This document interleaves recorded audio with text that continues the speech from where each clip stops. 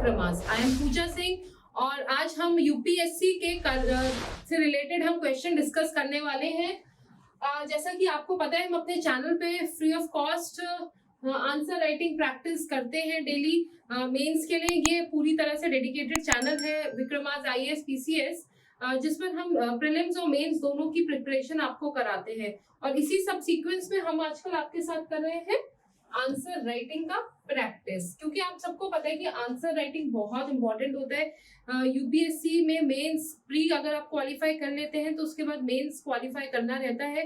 यहाँ ना मैं केवल आपको टॉपिक प्रिपेयर कराऊंगी, बल्कि मैं यहाँ आपको प्रिपेयर कराती हूँ कि किस तरीके से आपको आंसर को लिखना है, किस तरीके से आंसर को एड्रेस करना है। कंटेंट अगर सेम है तो उसको अलग अलग टॉपिक्स में अगर पूछ लिया जाता है तो किस तरीके से उसको प्रेजेंट करना है। ठीक है, तो चलिए आज जो मैंने टॉपिक लिया है वो जीएस 1 से है। किससे है? जीएस 1 से रिलेटेड ये टॉपिक है, तो इसको देख लेते हैं ना। चलिए, पर हाँ, इस सबसे पहले आपने अगर अभी तक चैनल को सब्सक्राइब नहीं किया है तो कर लीजिए। वीडियो को लाइक्स करिए, शेयर करिए अपने फ्रेंड्स के साथ। और एक और इम्पॉर्टेंट इन्फॉर्मेशन यहाँ मुझे देना है कि अगर आप किसी भी ऐसे लोगों को जानते हैं या खुद ऐसे लोगों में है जिनको कि कुछ करना है लाइफ में, वो पीएससीज में अपेयर करना चाहते हैं बट इतना हेफ्टी फीस वो अफोर्ड नहीं कर सकते हैं और पैसा उनकी प्रिपरेशन में, उनकी जर्नी में एक बहुत बड़ा हर्डल बना हुआ है, तो विक्रमास एड्यूटेक आपके लिए लेकर के आए हैं। बिल्कुल आप फ्री ऑफ कॉस्ट प्रिपरेशन कर सकते हैं हमारे साथ जुड़कर। आपको क्या करना होगा कि आपको हमारे नंबर्स पे कॉल करना होगा, आपको बताना होगा कि आप हमारे साथ जुड़ के पूरी प्रिपरेशन करना चाहते हैं और आप जिस भी एग्जामिनेशन की प्रिपरेशन करें, एसएससी, रेलवे, जो भी एग्जामिनेशन, अगर आप सही में अगर आप पात्र हैं, अगर आपको लिटरली आपको सही में जरूरत है, आप नीडी हैं, तो हम आपके साथ हैं। हम पैसे को एजुकेशन के बीच में नहीं आने देंगे और हम आपको पूरी प्रिपरेशन कराएंगे। और हमारा पूरा मोटिव रहेगा कि वो प्रिपरेशन हाफ हार्टेड ना हो, होल हार्टेड हम प्रिपरेशन आपके साथ कराएं और आप सक्सेसफुल होकर निकले, है ना। तो ये हमारा टारगेट है। तो ऐसे कोई भी लोग जो हमारे साथ इस मुहिम में जुड़ना चाहते हैं, खुद जुड़ना चाहते हैं, कुछ लोगों को जोड़ना चाहते हैं, आप मोस्ट वेलकम है इसके लिए। ठीक है, चलिए, तो जैसा मैंने आपको बताया आज का जो मैंने टॉपिक लिया है वो जीएस 1 से है। ठीक है, जीएस 1 का ये टॉपिक है और टॉपिक क्या है वो देख लेते हैं।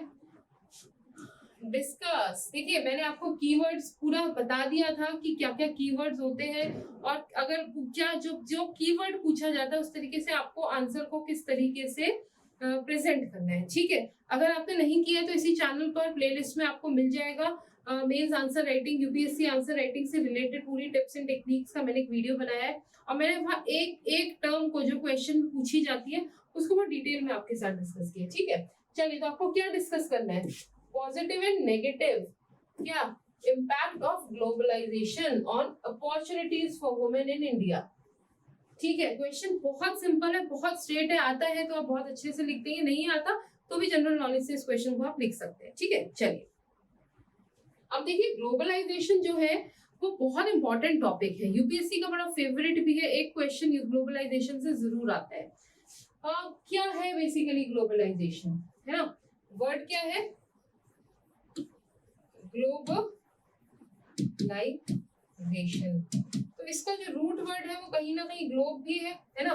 ग्लोब क्या हुआ? ग्लोब आपको पता है कि अर्थ का मिनिएचर है ना, अर्थ का एक कॉपी है, कॉम्पैक्ट। तो ग्लोबलाइजेशन का मतलब जब इंडिया में रहने वाला कोई इंसान दुनिया के अलग अलग जगहों पे, है ना, दुनिया के अलग अलग जगहों तक पहुंच जाता है और फिजिकली नहीं पहुंच रहा। कैसे पहुंच रहा है? ट्रेड के थ्रू। कैसे? ट्रेड के थ्रू या फिर टेक्नोलॉजी के थ्रू। ठीक है, ट्रेड और टेक्नोलॉजी दो इसमें इंपॉर्टेंट वर्ड्स हैं कि ग्लोबलाइजेशन क्या है, जब पूरी दुनिया एक ग्लोबल विलेज बन जाती है। क्या बन जाती है? Global village. बहुत अच्छा टर्म है ये, आप यूज कर सकते हैं इसको, ग्लोबल विलेज। यानी यहाँ पर जो कल्पना की गई है, the thought process here is that this whole world is a village where people are living very closely to each other. आप याद करिए कि अभी से कुछ साल पहले, maybe 10-15 years back, how many people know about the festival of Halloween in India? Very few people know about the Halloween. But with the advent of technology, with internet reaching every nook and corner of the India, now people know everything about the different festivals taking place at different places in the world. India का tribal art कितना लोग जानते थे? I mean, भूल जाइए आप विदेशों की बात, बाहर की बात, इंडिया में कितने लोग ट्राइबल जानते थे, ट्राइबल आर्ट के बारे में, ट्राइब्स के बारे में नहीं जानते थे। रीजन कि वो एक कोने में है, हम दूसरे कोने में है इंडिया के, and we are not connected. या तो you are visiting that place, तो you got to see the local culture, the local art, that is a different thing. But details कैसे पता चली? With the advent of technology. Technology जितनी बढ़ी, ये सब चीजें आसान होती गई, रीच में होती चली गई। ऐसी ट्रेड, अगर मैं बात करती हूँ, मतलब बहुत पीछे चले जाइए, how Islam came to India, how Christianity came to India, why different foreign powers they came to India? Trade के लिए, है ना? Trade was the main motive, है ना? क्यों आते थे इंडिया? ट्रेड करने के लिए। क्योंकि इंडिया में, I'll not get into the details of history, but you all know it well that different people came to India just because of trade. पर क्या सिर्फ वो ट्रेड करके ही चले गए? नहीं ना। क्या हुआ? कल्चर का इंटरमिंगलिंग हुआ, है ना? अरब्स आए, they came as businessmen की तरह आए थे, ट्रेडर्स की तरह आए थे, they traded with India, but in return क्या किया उन्होंने? अपने कल्चर को फैलाया। सपोज अरब से, इस्लामिक स्टेट से आते थे, वो इस्लाम को फैलाते हैं। क्रिश्चियंस आते हैं, they came to India for trade purpose, slowly steadily उनका क्रिश्चियनिटी यहाँ पर बताते हैं। ठीक है, ठीक है, everyone has a right to propagate their culture, their tradition, their religion. लेकिन क्या सिर्फ रिलीजन आया? नहीं, ट्रेड भी आया। ट्रेड के साथ साथ अगर रिलीजन का फैला तो कल्चर भी फैला। फिर उसके साथ साथ लोगों ने एक दूसरे के कल्चर को समझा, उन्होंने यहाँ की कुछ चीजें सीखी, यहाँ से बाहर चले जाते हैं, अपने देश में जाते हैं, वहां बताते हैं। इंडिया की जितना इम्पोर्टेंट लिटरेचर था, रामायण, महाभारत, गीता, ये सब ट्रांसलेट किया। क्यों किया? अरब लैंग्वेज में, ताकि वहां के लोग भी यहाँ के नॉलेज को जान सके। इंडिया में बहुत सारे लिटरेचर थे related to medicine, related to astronomy, वो सब ट्रांसलेट हुए। क्यों हुए? ताकि those people, the native of that place got to know the details about India. तो ये कोई नया कंसेप्ट नहीं है। Globalization is not a new concept, it's a very old concept. People coming to India for trade in the ancient time, ठीक है, bringing their own culture, their own beliefs and taking back beliefs and cultures from India to their place, ठीक है। तो globalisation समझ में आ गया। आज के डेट में ग्लोबलाइजेशन कैसे इतना बढ़ रहा है? रीजन भी टेक्नोलॉजी, ठीक है। अभी क्या है? We have technology. आप इंडिया में बैठे हैं, अभी छोड़ दीजिए इंडिया में, आप किसी भी जगह पर बैठे हुए हैं, आप मेरे को सुन पा रहे हैं, है ना? अभी you do not have to come to my class physically to attend this lecture. You sitting in the comfort of your house, you can easily learn the lesson. You can easily learn about the globalization sitting at your place. So this is the best example of globalization. Might be a person sitting in US or Canada or Japan or anywhere on this globe. They can easily watch what I am teaching you on the internet. ठीक है? अभी सिर्फ पढ़ाई नहीं ना, हम cultures की बात करते हैं, हम आर्ट की बात करते हैं, हम क्राफ्ट की बात करते हैं, फेस्टिवल्स की बात करते हैं। एवरीथिंग, सब कुछ एक जगह का दूसरी जगह लोग जान पा रहे हैं। This is the reason we are calling it global village, ठीक है। तो मैंने बहुत शॉर्ट में और डिटेल में आपको ग्लोबलाइजेशन समझाया है ना? आई होप आपको समझ में आया होगा। तो ग्लोबलाइजेशन दो चीजों पर काम करता है, हमेशा ध्यान रखिएगा, ट्रेड एंड टेक्नोलॉजी, ठीक है। चलिए अब देख लेते हैं इसको। मैं वापस से आऊंगी ब्लैंक शीट पर। पहले मैं आपको थोड़ा सा मॉडल आंसर डिस्कस करती हूँ। मैं आपको पहले बताती हूँ कि आपको किस तरीके से पढ़ना है ना? तो आपको इंट्रोडक्शन में क्या करना होगा? इंट्रो की बात कर लेंगे, यहाँ मेन बॉडी की बात कर लेंगे, और फिर हम यहाँ पर कंक्लूजन। आपको पता है ये तीन मेन पार्ट होते हैं, ठीक है। चलिए, तो हम सबसे पहले बात करते हैं इंट्रोडक्शन की। क्या लिखेंगे भाई, आपको ग्लोबलाइजेशन पूछा है तो आप यहाँ पर दो तरीके से इंट्रोडक्शन कर सकते हैं। एक तो आप ग्लोबलाइजेशन को डिफाइन कर दीजिए, ग्लोबलाइजेशन का क्या करेंगे आप, डेफिनेशन लिख देंगे, ठीक है। दूसरा तरीका क्या होगा, आपने ग्लोबलाइजेशन का डेफिनेशन लिख दिया, तो दूसरा तरीका होगा आप कुछ डेटा दे सकते हैं, किसका, ग्लोबलाइजेशन का नहीं, कंडीशन ऑफ फीमेल्स, ठीक है, condition of women in India. कोई रिपोर्ट दे सकते हैं किसी गवर्नमेंट ऑर्गेनाइजेशन का, कोई हेल्थ सर्वे दे सकते हैं, कुछ भी, है ना, जहां पर आप वुमेन पार्टिसिपेशन बता सकते हैं कि इकोनॉमिक ग्रोथ में वुमेन का क्या पार्टिसिपेशन है। तो बहुत ब्रीफली आपको ये देना है। तो ये दो बहुत अच्छे इंट्रोडक्शन के तरीके हैं, इनको किसी को भी आप यूज कर सकते हैं। या तीसरा, गवर्नमेंट की कोई ऐसी स्कीम, ठीक है, जो अभी रिसेंटली न्यूज में हो, उसको आप इसके साथ ग्लोबलाइजेशन की डेफिनेशन के साथ मिंगल करना है ना। देखिए, कभी भी इंट्रोडक्शन ऐसा मत लिखिए कि उसमें तीन बातें लिखी हो और तीनों सेपरेट दिख रही हो, है ना। आप अगर ड्राइंग करते हैं कभी या नहीं भी करते, तो कभी आप किसी आर्टिस्ट को देखिएगा, जब वो कलर करते हैं, अगर वो तीन शेड यूज कर रहे हैं तो वो तीनों को ना फिर पानी लेकर के ब्रश में और उससे मिलाते हैं, ताकि वो एक दूसरे के अंदर दिखे, वो कहीं सेपरेट लाइन ना दिखे।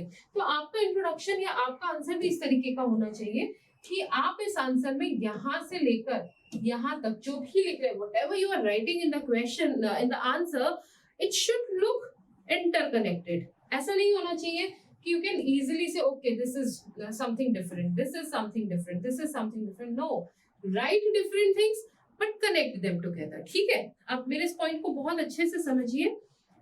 Write different things, अलग अलग पॉइंट लिखना, एक ही बात को दोहराना नहीं है, बट इंटरकनेक्ट देम, ठीक है। आपने यहाँ चार तरीके की बातें लिखी और लास्ट में उसको कनेक्ट कर दिया, है ना। जैसे आपने देखा होगा फिजिक्स में, अगर आप पढ़ते थे कि सर्किट बनाते थे, है ना, तो सर्किट क्या किया आपने, सर्किट बनाया पैरेलल में या जैसे भी आप बना रहे, और फिर आपने इनको कनेक्ट कर दिया ताकि जो बल्ब यहाँ लगाए हैं, है ना, वो बल्ब एक साथ जल जाए। तो यही करना है, यही यहाँ पर भी यही कंसेप्ट लेकर के आना है कि आपको वैरायटी डालनी है अपने आंसर में, आपको जो भी उस टॉपिक से रिलेटेड चीजें उनको डालना है, लेकिन उनका कनेक्शन जरूर प्रूफ करना है। ऐसा नहीं कि आपने ग्लोबलाइजेशन वुमेन की बात करी, आपने उसमें पूरी दुनिया की वुमेन की कहानियां लिख दी, है ना, और फिर आपने उसमें कह दिया कि हाँ ठीक है बड़ी परेशानी है, लेकिन मेन पॉइंट कहाँ रहा, आपको क्या लिखना है, आपको इंडिया में प्रॉब्लम्स को लिखना है वुमेन के लिए, ठीक है, वुमेन प्रॉब्लम्स क्या है, ग्लोबलाइजेशन किस तरीके से हेल्प कर रहा है, और ऐसा क्या कर सकते हैं कि ग्लोबलाइजेशन को और फायदा वुमेन को मिले। और फिर आप लास्ट में कंक्लूड कर दीजिए कि globalization has amply help the women to get a stronger position in the society, but still lot need to be done to make it better. तो आपने क्या किया, चार तरीके के पॉइंट्स लिखे, लेकिन लास्ट की एक लाइन में उन चारों को कनेक्ट कर दिया। तो connections are very important, skip मत करिए। अच्छा आंसर वही होता है जिसमें वैरायटीज लिखी होती है लेकिन सब कुछ कनेक्टेड होता है, आउट ऑफ कंटेक्स्ट कुछ नहीं होता है। I hope I have made my point very clear. Still, if you have any problems, you can ask me in the comment section. I'll discuss those points again with you. ठीक है, चलिए। और अगर मेरे lectures अच्छे भी लगते हैं तो please do comment, do let me know what all you are liking in the videos, what all I can include to help you more. ठीक है, चलिए। अब आते हैं बॉडी की बात। तो अगर आपको बॉडी में लिखना क्या है तो क्वेश्चन देखना पड़ेगा, है ना। तो हमने इसमें बनाया था पॉजिटिव एंड नेगेटिव, डिस्कस करने के लिए बोला है, तो यानी आप जो भी जानते हैं आप सब कुछ लिखिए, कुछ स्पेसिफिक नहीं बोला है। तो क्या डिस्कस करना है, positive and negative impact globalization का। वुमेन्स को अपॉर्चुनिटी, इंडियन वुमेन्स जो है उनको अपॉर्चुनिटी मिली है ग्लोबलाइजेशन से, उसके पॉजिटिव और नेगेटिव पॉइंट्स लिखते हैं। तो आंसर इज वेरी क्लियर, इसमें तो आपको बहुत ज्यादा कुछ करना भी नहीं है। आपने क्या करना है, आप सबसे पहले इंट्रोडक्शन के बाद पॉजिटिव इम्पैक्ट लिखिए, ठीक है, क्या लिखेंगे आप, पॉजिटिव इम्पैक्ट। फिर उसके बाद आप लिखिए नेगेटिव इम्पैक्ट, ठीक है, पॉजिटिव इम्पैक्ट हो गया, नेगेटिव इम्पैक्ट हो गया। उसके बाद आप क्या करेंगे, आप इनको जो नेगेटिव इम्पैक्ट है उसके बाद आप एक वे फॉरवर्ड भी लिख सकते हैं कि हम क्या चेंजेस करें कि नेगेटिव इम्पैक्ट्स भी पॉजिटिव हो जाए।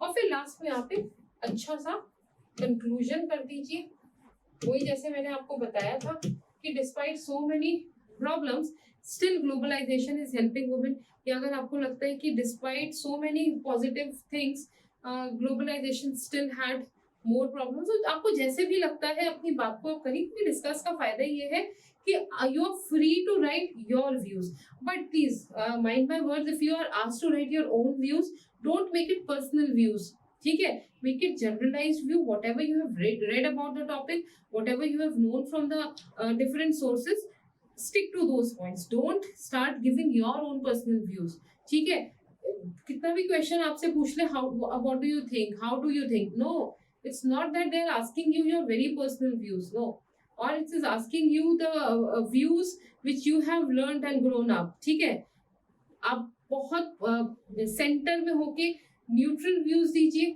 पॉजिटिव लिख रहे हैं तो नेगेटिव भी लिखिए, नेगेटिव लिख रहे हैं तो पॉजिटिव भी लिखिए, और आपको लगता है कि प्रॉब्लम्स बहुत है तो एक वे फॉरवर्ड भी दीजिए, I mean you have to create a optimistic idea, ठीक है, कहीं भी पेसिमिस्टिक नेगेटिव आइडियाज आपको नहीं बनाने हैं आंसर में, that will impact you badly, आपको अच्छा नहीं मिलेगा, उसमें एग्जामिनर को लगेगा कि you are just pouring the whatever is inside you, ठीक है, तो चलिए आई होप मैंने आपको अभी जो बताया आप ध्यान रखेंगे इस आंसर करते हैं, तब हम इसको डिस्कस करते हैं मॉडल आंसर। ये मॉडल आंसर है, ये याद नहीं करना, ठीक है, ये बेसिक आपको व्यू देगा कि किस तरीके से आप आंसर्स को डील कर सकते हैं। तो मैंने सबसे पहले डेफिनेशन यहाँ दिया है, ग्लोबलाइजेशन क्या है, process of integration of a country with the rest of the world, एक कंट्री किस तरीके से पूरी दुनिया के साथ मिंगल करती है, socially, economically as well as culturally, ठीक है, तो 3 चीजें मैंने यहाँ पर बता देती हूँ, क्या क्या चीजें, socially, culturally and economically, socially, culturally and economically, तो किस तरीके से एक कंट्री पूरी दुनिया के साथ मिंगल करती है वो यहाँ पर आपको बताया। It has affected different social groups, इसकी वजह से बहुत सारे सोशल ग्रुप से फर्क आता है। कौन कौन से social groups, women around the world in different ways, क्योंकि क्वेश्चन है वुमेन से रिलेटेड पूछा है, तो आपको इंट्रोडक्शन में कहीं ना कहीं वुमेन को रिलेट करना पड़ेगा, या तो कोई डेटा दीजिए, कोई रिपोर्ट दीजिए, या फिर एक सिंपल सी लाइन दे दीजिए कि ग्लोबलाइजेशन से सोशल इम्पैक्ट हो रहा है, इकोनॉमिक इम्पैक्ट हो रहा है, then we have cultural impact हो रहा है, लेकिन और इसकी वजह से जो इफेक्ट है वो अलग अलग सोशल ग्रुप्स पे पड़ रहे हैं। सोशल ग्रुप्स की अगर मैं बात करूं तो इसमें वुमेन आती है, इसमें रूरल सोसाइटी आती है, ठीक है, इसमें मार्जिनलाइज्ड पीपल आते हैं, ठीक है, तो ये सारे डिफरेंट सोशल ग्रुप्स है जिनको भी ग्लोबलाइजेशन का असर जिन पर दिखता है, लाइक अदरवाइज तो हर जगह ग्लोबलाइजेशन का इम्पैक्ट दिख रहा है, लेकिन ये 3 चीजें हैं जहां बहुत ज्यादा इम्पैक्ट हो रहा है, और वो इम्पैक्ट 3 सिनेरियो में हो रहा है, सोशली, कल्चरली एंड इकोनॉमिकली। तो वुमेन की लाइफ में किस तरह से फर्क आया, हो सकता है अगला क्वेश्चन आपसे पूछे रूरल इकोनॉमी के बारे में पूछे, या रूरल सेटअप के कंटेक्स्ट में पूछ ले, या फिर पूछ ले कि how it is affected the marginalized section of our society. तो आपको क्वेश्चन का इंट्रोडक्शन जिस पॉइंट से पूछा गया है उस पॉइंट से रिलेट करना है, डोंट लूज कनेक्शंस। आप कनेक्शंस अगर छोड़ देते हैं ना, आपने ये लिख दिया, अगर इनके बीच के कनेक्शंस आपने नहीं बनाए, ये पॉइंट्स नहीं हुए, और आंसर विल बी रॉन्ग, ठीक है, भले उसमें बहुत कुछ होगा but it will look like an overloaded information, nothing else. Examiner will not be able to make out anything out of that overloaded question answer, and what will he do, he'll just stuck your answer. तो याद रखिए, information segregated लिखिए, connections बना के चलिए, important words को underline कीजिए, important phrases को अंडरलाइन कीजिए, कुछ बहुत ज्यादा इंपॉर्टेंट है बॉक्स मार्क कर दीजिए। इतना अगर आप करेंगे तो देखिए मार्क्स आपको जरूर से मिलेंगे, ठीक है। चलिए, तो इंट्रोडक्शन हो गया, अब देख लेते हैं पॉजिटिव इम्पैक्ट। देखिए, इसमें कुछ कुछ डेटा भी हमने डाला हुआ है, मैं पूरा आंसर नहीं रीड करूंगी, नहीं तो बहुत मोनोटोनस हो जाएगा, है ना। मैं आपको सिर्फ बेसिक बताती हूँ कि जैसे इकोनॉमिक अपॉर्चुनिटीज, मैं साइड हो जाती हूँ, आप स्क्रीन पॉज कर लीजिए और इसको फिर आप रीड कर सकते हैं, ठीक है। इकोनॉमिक अपॉर्चुनिटी, जॉब अपॉर्चुनिटी बढ़ी है, ठीक है, एमएनसीज ने इंडिया में इन्वेस्टमेंट किए, मल्टीनेशनल कंपनीज ने इंडिया में इन्वेस्टमेंट करे। जब इन्वेस्टमेंट होंगे, ऑफिसेज बनेंगे, कंपनीज बनेंगी, फैक्ट्रीज बनेंगी, लेबर की जरूरत भी होगी, काम करने वालों की लोगों की जरूरत भी होगी। उस टाइम क्या होगा कि पार्टिसिपेशन दोनों जेंडर्स का बढ़ेगा, अगर मेल्स हैं तो फीमेल्स का पार्टिसिपेशन भी बढ़ेगा। तो सबसे पहला पॉजिटिव इम्पैक्ट इकोनॉमिक अपॉर्चुनिटीज में आपका जॉब अपॉर्चुनिटीज का बढ़ना। अब जैसे 2017-18 का कुछ फिगर था कि आईटी सेक्टर में 34% वुमेन है, जो 21% बढ़ गई 2001 से। तो ठीक है, समझ गए आप। इंक्रीज इन एवरेज वेजेस, ठीक है, वुमेन जब अपॉर्चुनिटी बढ़ेगी तो एवरेज वेज भी बढ़ जाएंगे, उनको जो रिम्बर्समेंट्स मिल रहे हैं वो भी बढ़ जाएंगे। Opportunity of equal rights and safe working environment, ठीक है, बहुत इंपॉर्टेंट होता है, क्योंकि अगर हम ड्रॉबैक की बात करें, हम अगर बात करें कि वुमेन पार्टिसिपेशन क्यों है, तो सेफ्टी और राइट्स बहुत इंपॉर्टेंट इशू हो जाता है। तो ग्लोबलाइजेशन के बाद ये सब भी इम्प्रूव हुआ है ना। Increase in possibility of skilling as various global organizations including NGOs have provided women with the skills they need to advance such as literacy and vocational skills। तो ग्लोबलाइजेशन के बाद क्या हुआ कि बहुत सारी इंटरनेशनल ऑर्गेनाइजेशंस, एनजीओज, उन्होंने women को स्किल प्रोग्राम्स कराए, जहां उनको वोकेशनल ट्रेनिंग दी गई, जहां उन्हें लिटरेरी ट्रेनिंग दी गई लिटरेसी की, ठीक है। तो चलिए, पॉजिटिव इम्पैक्ट है इकोनॉमिक में। अगर सोशल इम्पैक्ट की बात करें तो क्योंकि फीमेल कमा रही है तो they can contribute to family expensive. तो क्या हुआ, न्यू रिसोर्सेज बने and raise the level of income of the family. तो फैमिली का लेवल ऑफ इनकम भी बढ़ा, है ना। ऑब्वियसली बात है कि no women is also contributing. More choices and independence in terms of social decisions. अब जब females are earning, they can take their social decisions themselves, तो ये भी एक पॉजिटिव इम्पैक्ट रहा। तो इसी की वजह से इंटरकास्ट मैरिजेस बढ़ी, single mothers, live in relationships. ये क्या क्या दिखाता है, ये दिखाता है कि वुमेन सोशल डिसीजंस खुद से ले रही है। Could be a negative thing for few, but मैंने आपको इसीलिए बोला था, you do not have to pour in your personal thoughts in it. आपको इसको न्यूट्रल रखना है, आपको इसको एक बड़े सिनेरियो में देखना है, ठीक है।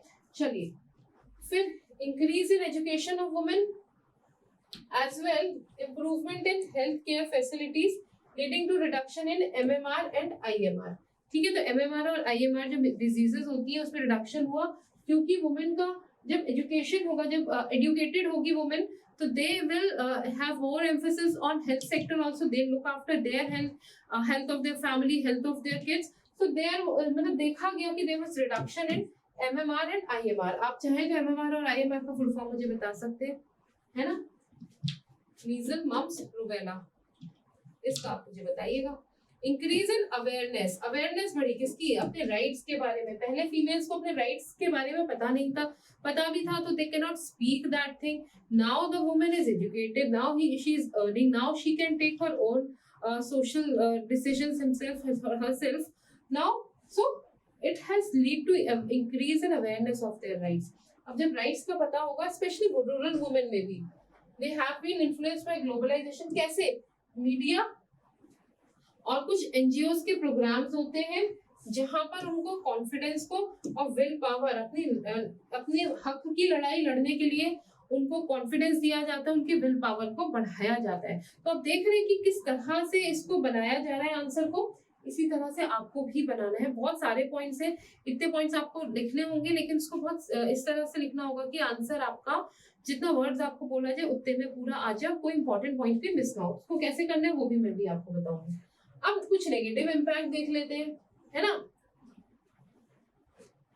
जेंडर पे गैप कम हो गया। For example, an export strategy in garment manufacturing based on low wage female labour में increase the proportion of women labour but increase the wage gap, ठीक है। समझ रहे हैं आपकी क्या है कि एक मैन्युफैक्चरिंग, गारमेंट मैन्युफैक्चरिंग थी जहां लो वेज फीमेल लेबर को रख लेते हैं, तो उससे क्या है कि फीमेल का पार्टिसिपेशन तो बढ़ गया, लेकिन वेज गैप जो है वो भी बढ़ गया। एक मेल जिसको एक काम के लिए 100 रुपीज पे किए जा रहे थे, फीमेल क्योंकि बिकॉज उनको अपॉर्चुनिटी मिल रही है, वो करना चाह रही, तो वो कम पैसों में भी करने के लिए तैयार होती है। तो एक काम जो एक मेल कर रहा था 100 रुपए में, वो उसको 25, 30 या 50 रुपीज में भी करने के लिए तैयार हो जाती है। तो वेज का गैप बढ़ता जा रहा है अपॉर्चुनिटी बढ़ने से, ठीक है। Also it may lead to further marginalization of women in informal labor sector or improvement through loss of traditional sources of income। तो marginalize हो जाएंगी, यानी कि इसकी वजह से क्या होगा, इनफॉर्मल लेबर सेक्टर में वुमेन की वर्क सेफ्टी नहीं होगी, उनके लॉज क्योंकि डिफाइंड नहीं है, कम पैसों में भी वो करने के लिए तैयार है, तो मार्जिनलाइज्ड होने का डर है। The increased competition and work pressure on women workers often leads to them being employed in poorly paid part-time and exploitative jobs, ठीक है। तो कई बार क्या होता है कि प्रेशर है कि नहीं काम करना है, तो काम कैसे करना है कि चलो पार्ट टाइम मिल गया, कुछ ऐसे जहाँ बहुत अच्छे फैसिलिटीज नहीं है, लेबर लॉस ढंग से डिफाइन नहीं है, but still you are working there because you just want to work, तो ये भी उसका एक नेगेटिव इम्पैक्ट है।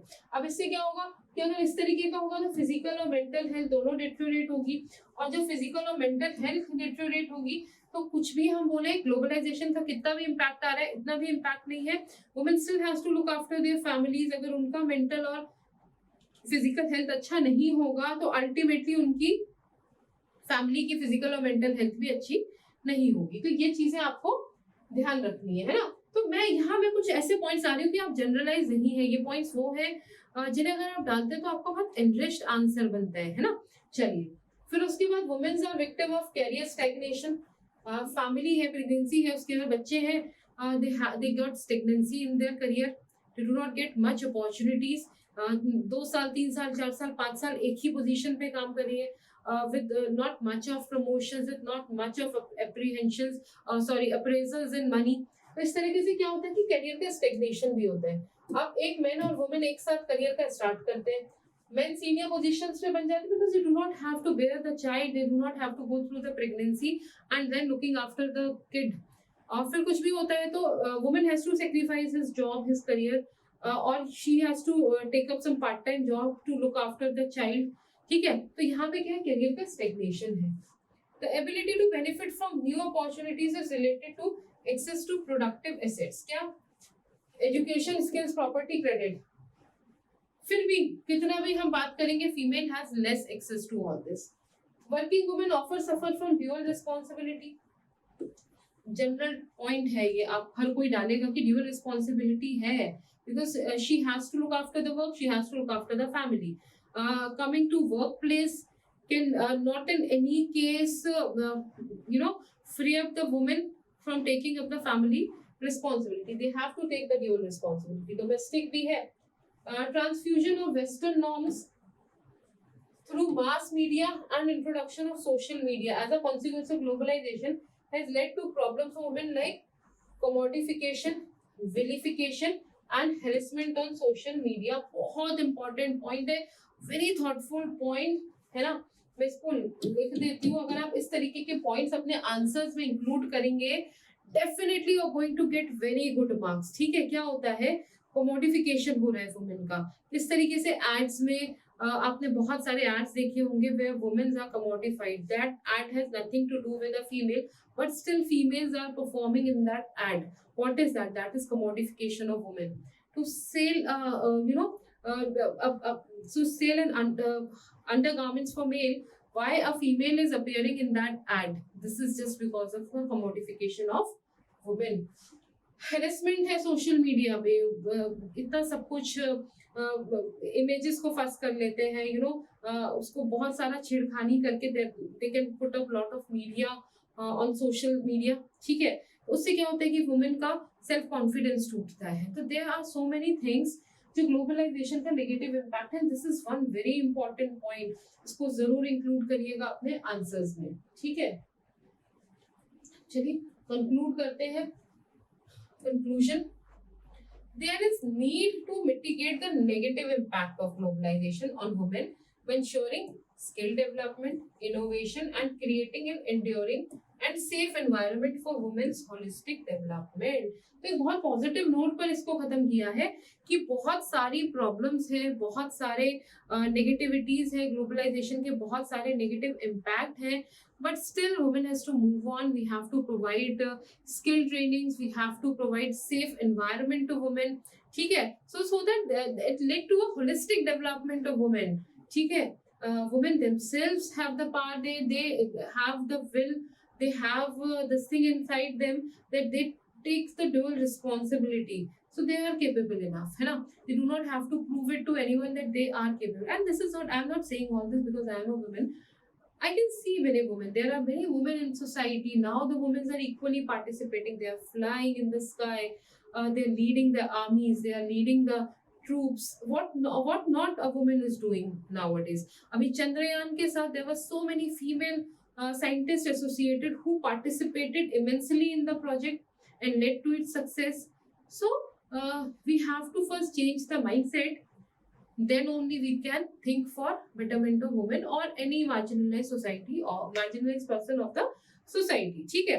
तो इसी तरीके से ग्लोबलाइजेशन का क्वेश्चन हमने आज वुमेन के ऊपर डिस्कस किया. when you are doing this at your place, do it for rurals, do it for marginalized section of the society, do it for education, do it for health. Okay, so think as many ways so that question can be asked.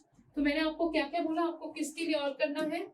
Women का मैंने करा दिया, marginalised sector के लिए, marginalised people का के ऊपर impact globalization का, रूरल के ऊपर इम्पैक्ट, एग्रीकल्चर के ऊपर इम्पैक्ट, ठीक है, देन एजुकेशन के ऊपर इम्पैक्ट, देन मैरिजेस के ऊपर इम्पैक्ट, ठीक है, सोशल सेटअप के ऊपर इम्पैक्ट, मेडिसिन के ऊपर इम्पैक्ट, ऐसा जितना भी think as much as you can. और आप फिर लिखिए globalization. Globalization is same points, यही आप थोड़ा बहुत चेंज करके आगे पीछे करके यूज कर सकते हो और कुछ इनोवेटिव भी सोचिए. और अगर कोई चीज आपको ऐसी लगती है कि आप चाहते हैं मैं आपके साथ क्लास में डिस्कस करूं तो कमेंट बॉक्स में जरूर बताइए. I try to include that topic in my next lecture ताकि हम उसको डिस्कस कर सकें. तो चलिए, this is all from my side अभी के लिए. I see you again in the next class with a new question. I will do GS2 tomorrow, ठीक है. So have a good day and keep learning, keep enjoying.